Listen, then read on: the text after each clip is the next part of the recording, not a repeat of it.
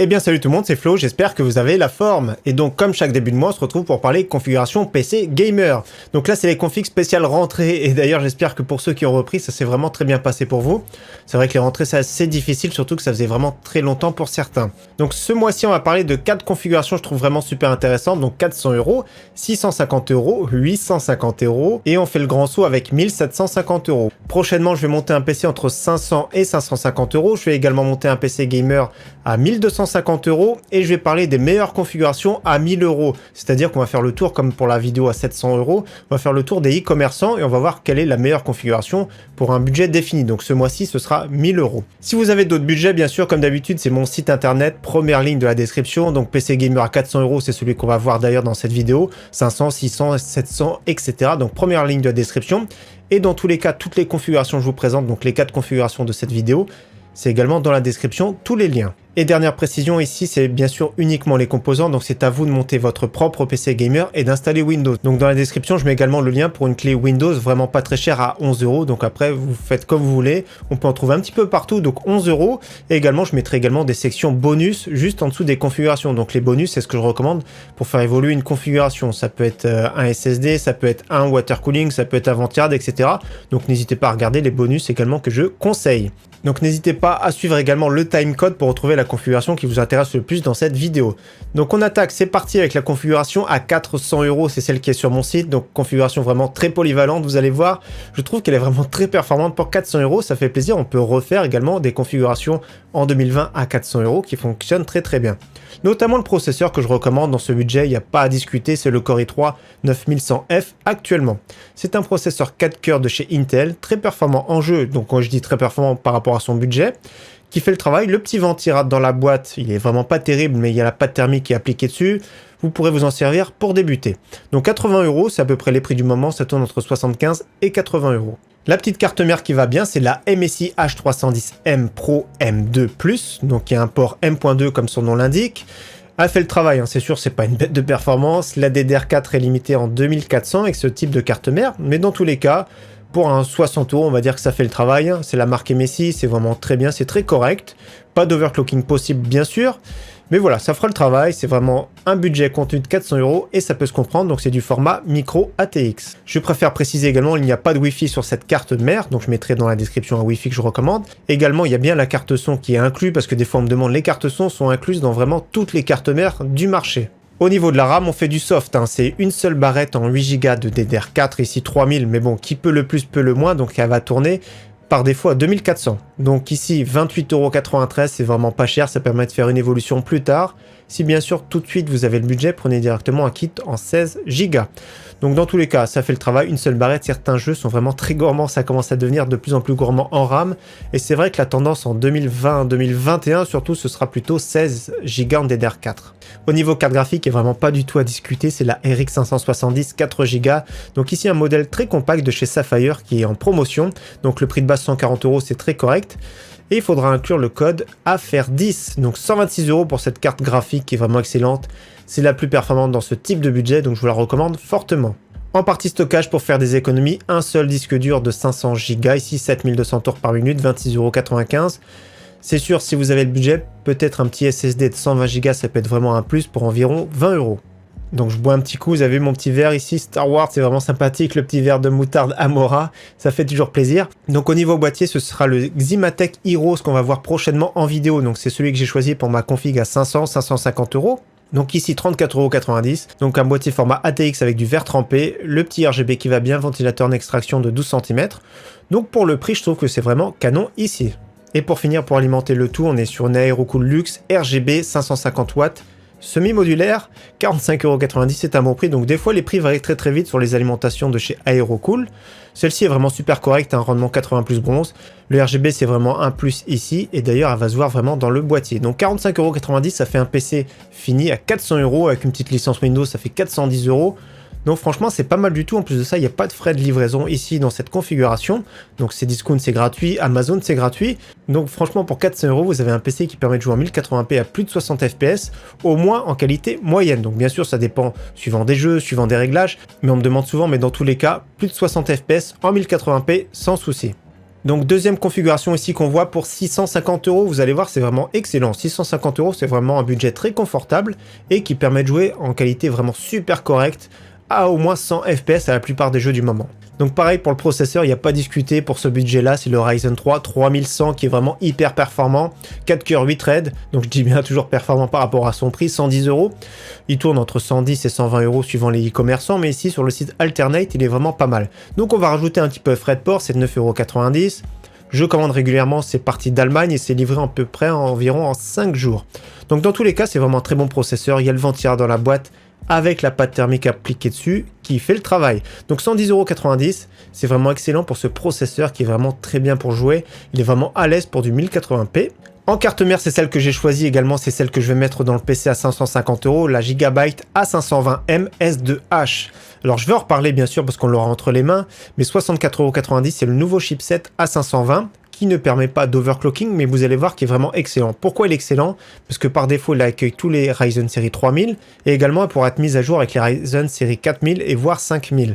Autre précision, ce qui est bien, c'est qu'il y a un port M.2 dessus, c'est qu'elle gère également le RGB, l'adressable RGB, et autre gros point fort de cette carte mère, c'est qu'il y a le bouton à l'arrière, je vais vous montrer, un bouton ici pour avoir le BIOS flashable directement par clé USB, sans processeur et sans RAM directement avec la clé USB, et en appuyant sur le bouton, bien sûr en ayant le BIOS compatible. Donc j'aime beaucoup cette carte mère compacte, performante et en plus de ça vraiment pas cher du tout. Au niveau de la mémoire, également 16 Go cette fois-ci en DDR4 3000, donc la carte mère pourra bénéficier de la DDR4 3000, 48,49 €, c'est vraiment pas cher, modèle G-Skill. Au niveau de la carte graphique, une que j'aime bien, GTX 1660 Super qui est vraiment au top, 239,90 € et précision avec cette configuration, vous pourrez commencer à stream grâce justement à la carte graphique et avec OBS. Donc OBS qui utilise l'encodeur NVENC des GTX 1660 Super et tout ce qui est RTX également. Donc 240 €, franchement c'est une très bonne carte graphique pour jouer en 1080p comme je vous ai dit à plus de 100 FPS en qualité vraiment très correcte, c'est vraiment au top. Partie stockage qui va bien, SSD de 256 Go à 28,99 € Silicon Power. En complément, disque dur d'1 Tera 7200 tours par minute de chez Western Digital, vraiment pas cher, moins de 40 € ici sur le site Alternate. En boîtier, deux choix possibles, soit le site Raider 7 qui est vraiment correct, qui a un look vraiment pas mal en micro ATX. Après on aime ou on n'aime pas, c'est vrai que le look est vraiment sympa, la finition c'est vraiment sans plus on va dire. Et je mettrai également en description, c'est mon choix préféré, c'est le Deepcool Matrix 50, un boîtier format ATX au même prix. Alors pourquoi j'aime bien celui-ci déjà, c'est qu'il est plus grand, plus confortable, et en plus de ça, c'est qu'il y a une bonne capacité d'évolution, c'est-à-dire au niveau refroidissement. On pourra rajouter des ventilateurs sur le dessus, des water cooling sans souci, donc c'est pour ça que j'ai une préférence pour celui-ci pour voir une évolution plus tard. Et pour l'alimenter, une alimentation qu'on a vue très récemment, la Sharkoon SHP 600 watts 80 plus bronze à un prix canon 51,90 €, qui fait le travail avec un bon rendement. Franchement, pour le prix, c'est vraiment très bien. Donc cette configuration 650 €, comme je vous ai dit, qui permet de faire tourner tous les jeux du moment en 1080p en bonne qualité, à environ 100 FPS, et également pour les streamers amateurs, ça peut être vraiment très bien sans se ruiner. On continue maintenant avec une configuration à 850 €. Donc j'avais voulu mettre le Ryzen 5 3600, mais les prix ont un petit peu augmenté. On se rapproche des 200 €. Et donc j'ai pensé à son concurrent qui est vraiment super intéressant, qu'on parle peu, c'est le Core i5 10400F. 165,90 €, les autres e-commerçants c'est à peu près 169 €. Donc après ça vous de voir, mais là on est sur le site Alternate, on va commander plusieurs composants pour pouvoir amortir les frais de port. Donc 6 cœurs 12 threads, il est vraiment performant en jeu, aussi bon que son concurrent. La différence c'est qu'il ne permet pas d'overclocking. Dans tous les cas 165,90 €, le rapport performance-prix pour jouer c'est vraiment au top. Par rapport au Ryzen 5 3600, il est un petit peu moins bon en applicatif par contre. Au niveau de la carte mère, cette fois-ci, une carte mère vraiment très performante, qui est vraiment moderne et qui a le Wi-Fi en plus pour 127,90 €, la MSI B460M Mortar Wi-Fi. Alors j'aime beaucoup son design, un peu gris, un peu aluminium, un peu noir. Top finition, vous avez vu les étages d'alimentation, c'est vraiment de très bonne qualité. Également, elle a deux ports M.2, 4 slots de RAM. Le Wi-Fi, comme je vous ai dit, en plus le Wi-Fi c'est la norme 6, la toute dernière la norme AX. Donc c'est une carte mère franchement très bien pour son prix, très performante, malheureusement qui brille la DDR4 à 2666. C'est vraiment son seul défaut ici. Et justement au niveau de la DDR4, j'ai choisi un kit qui est vraiment plus joli de chez G-Skill également, 16 Go en DDR4 3200 qui sera bridé en 2666. Donc voilà, c'est vraiment plus joli, c'est vraiment plus discret, ça irait vraiment très bien sur cette carte mère. Au niveau de la carte graphique, plus performante que la GTX 1660 Super et vraiment très proche de la RTX 2060, nous avons la RX 5600 XT, donc modèle XFX. SIC 2 Pro avec les puces mémoire haute performance, BIOS à jour, il n'y a vraiment pas de souci, moins de 300 €. C'est vraiment une carte graphique très performante et en plus de ça, qui chauffe peu et qui consomme peu. Donc franchement, on peut la recommander pour 300 €. Franchement, c'est une très bonne carte graphique que j'aime tout particulièrement. Donc modèle super sobre en plus de ça de chez XFX qui fait le travail, bon système de refroidissement, donc franchement pas mal du tout pour moins de 300 €. Donc la partie stockage comme tout à l'heure, SSD de 256 Go, également le même disque dur qu'on a vu tout à l'heure. Le disque dur de chez Western Digital 1 Tera 7200 tours par minute à moins de 40 €. Au niveau boîtier, j'ai choisi de mettre un boîtier blanc parce que ça va aller très bien, vous allez voir tout à l'heure, avec également le ventirad blanc. Donc le Knox Hummer 0 blanc, 59,90 €, boîtier format micro ATX, du verre trempé, il est vraiment assez large pour accueillir des water cooling, des ventirades même de 16 cm, la porte qui s'ouvre comme ça j'aime beaucoup, donc en plus de ça le châssis à l'intérieur est tout blanc. Donc ça va aller très bien déjà avec la carte mère qui est super sobre, avec un look un peu métallique. Et vous allez voir, ça va aller très bien ici avec le ventirad de chez Deepcool blanc, qui est vraiment magnifique, 27,99 €. Blanc, ventilateur blanc, donc ça fait un PC noir blanc super sobre. Pour 850 €, je trouve que c'est vraiment excellent, en plus de ça relativement compact. L'alimentation bien sûr, 600 watts 80 plus bronze de chez Sharkoon, qui fait vraiment le travail, avec les câbles gainés noirs. Donc ça fait un PC qui est vraiment très performant en jeu pour jouer en 1080p, voire même 1440p. Malheureusement, si vous voulez plutôt un PC pour stream également, je vous conseille plutôt du coup la RTX 2060 pour stream à partir de celle-ci. Dans tous les cas, 144 FPS sans souci pour jouer en 1080p, ou alors pour jouer en 1440p qualité moyenne. Dernière config qu'on voit pour cette rentrée 2020, c'est une config à 1700 € qui est vraiment très performante et en plus de ça, très jolie, que j'aime tout particulièrement, donc c'est pour ça que je vous la recommande. Donc on part sur un Ryzen 7 3700X, 8 coeurs 16 threads, très performant. Alors le prix a un petit peu augmenté, c'est dommage, il était à 289 € récemment, donc je l'ai relayé d'ailleurs dans la vidéo Bon Plan. Donc 319,99 €, très performant, 8 coeurs 16 threads, il est hyper polyvalent, à prix super contenu. Son concurrent de chez Intel, c'est le 10700K ou KF, un peu plus cher mais également plus performant en jeu. Après, c'est à vous de voir, si vous prenez le Intel, ce sera plutôt avec une carte mère Z490.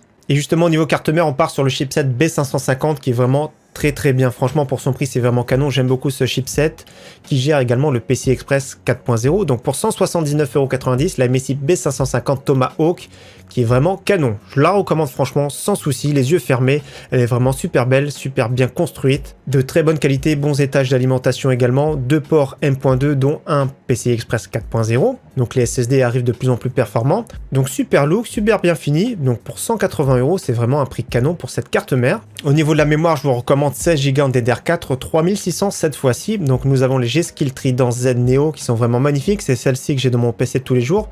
Sauf que moi j'ai en DDR4 3200. Donc un peu look argenté et noir. Magnifique. Donc ici nous avons les versions CL18 à 101,88 € et pour à peine plus cher nous avons des latences plus faibles en CL16 à 106,90 €. Donc je mettrai les deux liens en description, après c'est à vous de voir. Dans tous les cas ils sont vraiment magnifiques, RGB et en DDR4 3600 ça en profite de plus en plus, surtout au niveau des Ryzen. D'ailleurs bientôt j'aimerais bien faire une vidéo comparative entre DDR4 3000 ou 3200 vs DDR4 3600. Au niveau carte graphique, RTX 2070 Super qu'on a testé sur la chaîne, modèle PNY Accelerate. Super bien refroidi, très bon système de refroidissement, très joli également, belle finition, 569,99 €. Alors, au moment où je produis cette vidéo, il n'y a pas les nouvelles RTX qui sont annoncées, mais ça va être annoncé peut-être au moment où la vidéo sera sortie. Donc, nouvelle RTX, je crois que c'est à 18 h le 1er septembre, 18 h il me semble. Donc, les RTX 3060, 3070, 3080 ou 3090. Donc, en tout cas, la nouvelle génération devrait être annoncée au moment où la vidéo sera publiée. Au niveau stockage, je choisis de mettre un seul SSD en NVMe, donc Silicon Power 1 Tera, que j'ai même d'ailleurs ici avec moi, que je vais inclure dans le PC que je vais présenter prochainement à 1250 €. Donc un petit SSD performant avec de la mémoire TLC qui fait le travail et surtout à bon prix, 124,99 €. Au niveau boîtier, un qu'on a testé sur la chaîne et qui revient en stock, c'est le Metallic Gear Neo Cube. Alors vraiment magnifique, il ressemble beaucoup à mon Lionly PCO 11 dynamique, mais sauf que c'est un boîtier qui est double chambre, c'est-à-dire qu'on peut rajouter une deuxième configuration dans ce boîtier, dans la chambre à l'arrière, je sais pas si on voit la photo. Oui, donc de ce côté-là, on peut rajouter une deuxième configuration mini ITX. Donc là, ça fait plaisir, deux configurations, ça peut être bien pour un streamer. Donc c'est un boîtier qui est vraiment orienté water cooling, donc il y a 3 emplacements pour du 360 mm. La petite bande ici RGB avec le contrôleur, j'étais vraiment fan de ce boîtier. 100 €, c'est vraiment un très bon boîtier pour ce prix. Donc c'est un format cube qui est vraiment excellent. Et si vous préférez la version noire, il y a également la version noire pour à peine plus cher.